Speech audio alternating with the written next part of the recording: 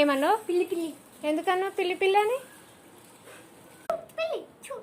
పిల్లి పిల్లి అని ఎందుకు అంటుందంటే ఇక్కడ ఫిషెస్ ఉన్నాయి,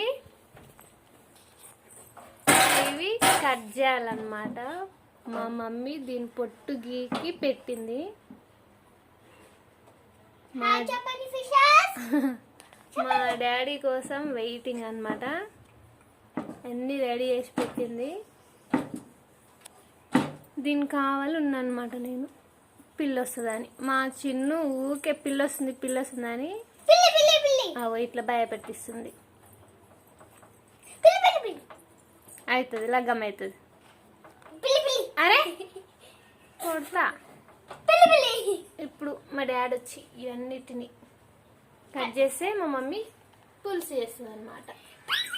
Bye friends, thank you for watching. Please like and subscribe my channel.